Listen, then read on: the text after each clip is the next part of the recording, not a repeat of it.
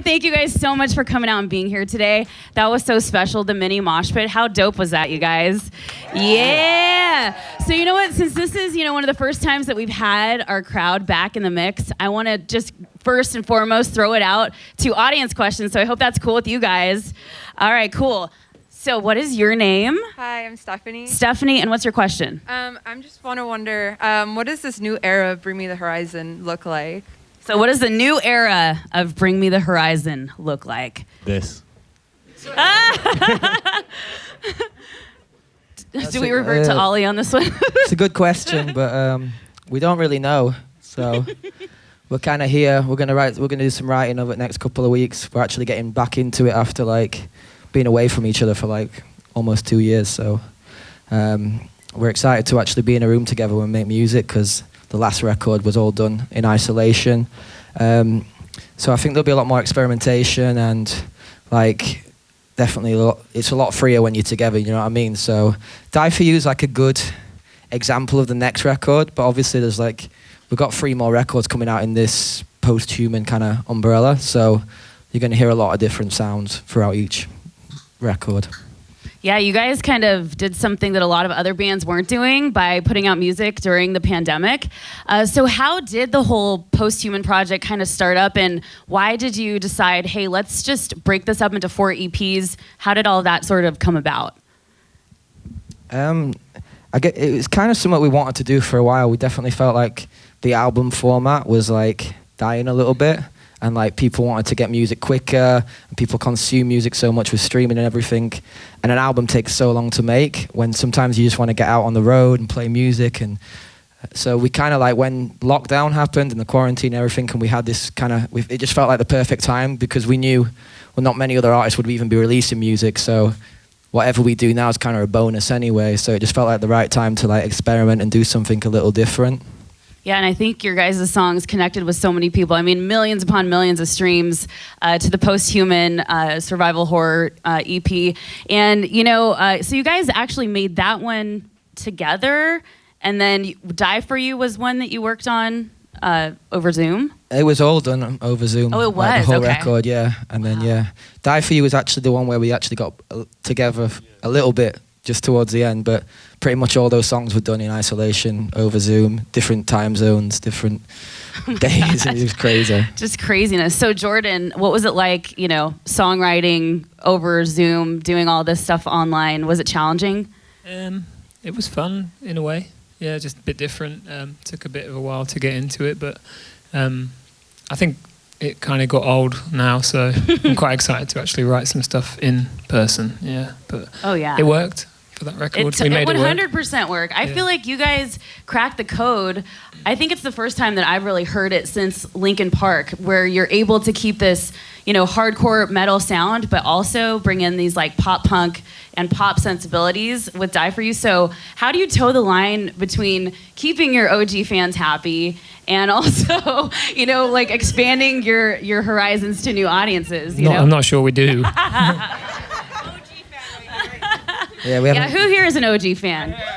Are you guys happy? You guys happy? We got 3 happy OG fans then. Not too bad. I mean, when you write music, you realize you can't write music for anyone else. So we hear people, and we understand when people are a bit bummed out that maybe we're not the band that we were 15 years ago. But when we write our music, there's a time and a place, and that's how we feel, and that's the energy we've got inside of us. So it's we just can't do it again. So we have to do whatever it is that we do. Do you know what I mean? And with survival horror, it was the first time it felt like there was something to be pissed off about and angry about, and that's why that music is angrier. The next music, there'll definitely be heavier parts and stuff, but it's trying to be a more hopeful record than survival horror was, so there's definitely going to be a new side of it. But we do listen, and we do understand, and sometimes we look back and go, oh yeah, maybe we have lost something that we used to do that we could bring back and stuff like that, and we get it when people are this is not the Bring Me the Horizon I know and stuff, but it's just too hard to let that dictate what kind of music we do. We kind of have to go with our gut, because writing music's just such a crazy ride anyway. It's very difficult, do you know what I mean? And if you're not just listening to yourself, then you're just going to get lost. And I think that's where a lot of artists go wrong, is when they try and make other people happy or try and do what they think people want to hear, rather than, I think like as much as people want to hear our old stuff and love us for who we used to be, I think really no one wants to hear us do the same thing twice. Do you know what I mean? Really, they want to hear us progress and evolve. So yeah, we're going to keep doing that. Yeah, I totally agree. I mean, you don't want to just keep on making the same stuff over and over again, and you have to push boundaries as a band. And something really cool that you guys got to also do during the pandemic was work with Tom Morello. I would imagine over Zoom, but let's get the party started on Tom Morello's album. How did that all come about, and how was that experience? I'm going to say this.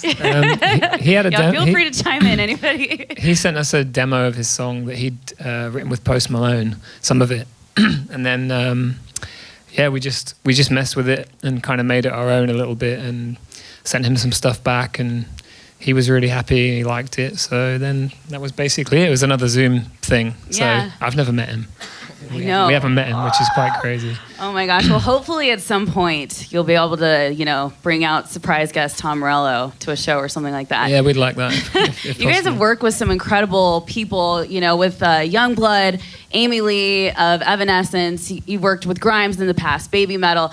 Very wide, you know, broad range of people that you collaborate with. What goes into that thought process of, you know, oh, this person would be great for this song? Or is it kind of just people that you know that you like? Or what kind of goes into that? A little everything, to be honest, but mainly it's like when we're writing a song, we'll just get like someone will go, oh, do you know, it'd be sick for this. Like when we're writing Butterflies, for instance, we're like, do you know, it'd be sick for this, Amy Lee, and we're like, yeah, and then we get it in our head so much that it's like, all right, it has to be that artist. It just becomes this thing. Yeah, kind of like once you have the idea, then you start to make the song for them. And then it's like you can't go back at that point, so then you have to get them. So That's so what happened with awesome. Butterflies. It's like we kind of crafted the song around her without asking her if she'd do it. You're like, she kind of has to do it. It's She has like to when do it, people yeah. write a script around a certain actor, it's like they have to do it. You Well, I guess know? it helps because if you make it really right for them, then when they hear it, it's like, oh, this is perfect. So Yeah. it kind of works. And then if it Luckily- doesn't work, it's a disaster. Luckily, everyone said yes so far as well. So. Yeah, I mean, it would be kind of not, you know, smart to say no to being on a Bring Me the Horizon album. What did you guys feel like you were doing to make contact with your fans, you know, during a time when we couldn't physically make contact? I think definitely in the music. Do you know what I mean? When we were writing Parasite Eve, for instance, we went like back and forth with that track for so long because we were like, is this right? Because the song was so topical, and we didn't write it about the pandemic. We started writing it before it even became a thing, but as the pandemic went on, it became so like real, and it became so like, oh my God, this song's like parallel. And at first we were like, oh God, is this like insensitive, or is like people going to be upset that we're talking about this disease that's killing people, and there's a disease out there killing people, you know, if people had lost family members or anything, do you know what I mean?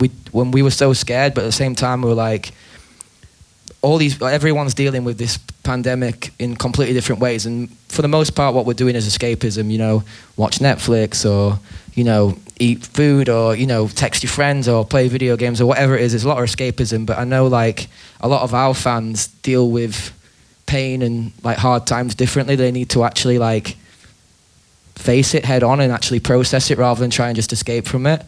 So it just became like, we need to release this song because like our fans are always there for us, you know what I mean? They're always there to support us, and right now they need us. They're all sat there with nothing, do you know what I mean? They can't go outside, they can't go to shows, they can't connect how they usually connect. So we need to get this song to them so people can process this kind of really difficult time in a way that they do, if you get me. So I feel like through the music, it was like there was such an incredible connection, like Parasite Eve, when we released it, and the song and the video and everything, and we kind of showed how we made the process, and we were doing it at home and stuff, and there was just such a like connection through that process. It was really special. Yeah, I think through the music, through your videos that have all been so creative, it's helped a lot of us to cope. And then now with you, you know, going out on tour and getting to play this stuff, it's like now we all get to be together and kind of just go crazy and grieve this crazy last 2 years that we've just had. Yeah, it's totally crazy to have made all these songs in isolation, not even played them as a band together, and now we're like on stage and everyone's singing the words back to us, and it's just like, yeah, it's a mad feeling. It makes you what really did that appreciate first it. show back feel like? It hit differently, yeah, for sure. Like, it was nuts. Like, I remember we were sound checking, and we like did the whole set, like a run through in the venue, on the first day, obviously with no audience, no crowd, and we were all stood backstage, and we were all nervous. We had butterflies in our stomach because we're like, oh my God, we're about to play, and there was no one even there. So we're like, what is the actual show going to feel like? And it was just like, we've been a band 16 years, so like, not that we've never not appreciated what we do, but it can become like you're just on autopilot, do you know what I mean?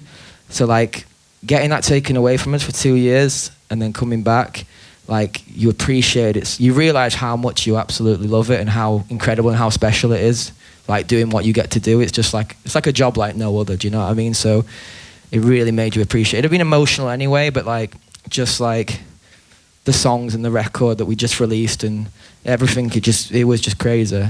Yeah, it's just about, you know, not taking things for granted, maybe approaching life in a new way that we weren't living like before. And my final question is, you know, because I think we're all kind of around the same age. So I used to go to the Glass House right here in Pomona when I was in high school, and I would go out and see bands like Glassjaw and The Blood and the Blood Brothers and bands like that. So I know that you've kind of mentioned those artists in the past. And would we maybe be seeing any collaborations with those artists that really inspired you guys when you were on the come up? Yeah, I mean, like, these records that we're making now are definitely like paying homage to like the music that influenced us, do you know what I mean? Like, Survival Horror obviously has like a lot of new metal and like 2000s like rock influence, and this next record's definitely got a more screamo, emo vibe. So like, it would definitely be cool to work with some of the people that got me, like Glassjaw, for instance, got me into like wanting to be a singer. Do you know what I mean? So like, we've definitely had them conversations. It would definitely be cool to do. I will die. Yeah, I'm gonna go out and see you Worship and Tribute, and that would be amazing to get some Daryl Palumbo on your next record. So you guys have been so gracious to come and hang out with us today. Give it up for Bring Me the Horizon. I'm Megan Holiday. Cheers. For Thanks Odyssey for having us. DTS Sound Space. Thank you guys so much for staying and hanging out.